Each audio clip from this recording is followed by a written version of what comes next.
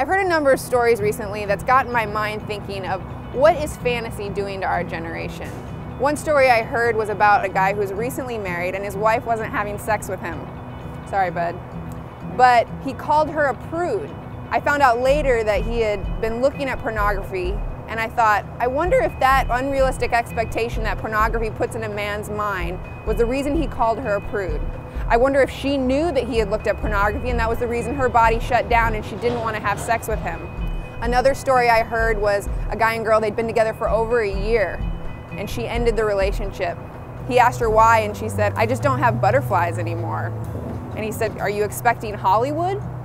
And she said, yeah, pretty much that's what I want. I feel like our fantasies, whether we are aware of them or not, are creating unrealistic expectations for when we get married or in the people that we're dating.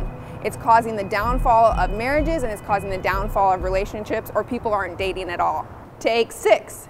Oh, that was like a Christian group back in the day. Take 6. One of the problems that we've gotten ourselves into is attaching the word addicted to pornography. I've heard a lot of guys go, look, I mean, I look ever so often, but I'm not addicted.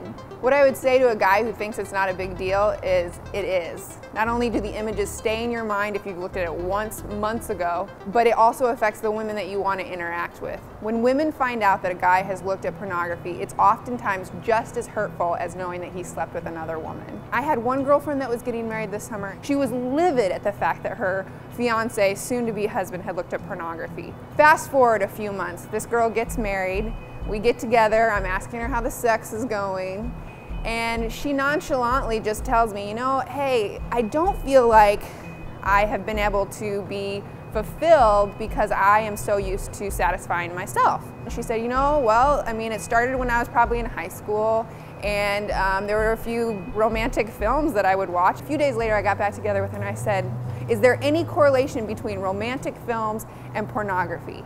And it was like, the lights came on. She got it. Women, we are struggling with fantasy just as much as men are, but it's hidden. We have so many romance novels that paint these idealistic Christian men that they will never be able to live up to. Guys are watching pornography and they expect women to perform in a way that is not realistic to who they are.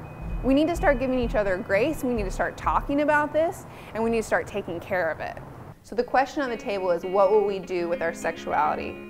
What is a healthy view of how God designed us? Fantasy is not reality. Chris Martin is not my boyfriend. Double fudge brownies will not make me skinny. Unicorns don't exist. Or do they? No bicycle short is frictionless. The Russian girl you're talking to in the chat room is neither Russian nor a girl. Oh, you're obscene. I hope this gets you thinking, and I would love to hear from you. I'm really excited to see what unfolds.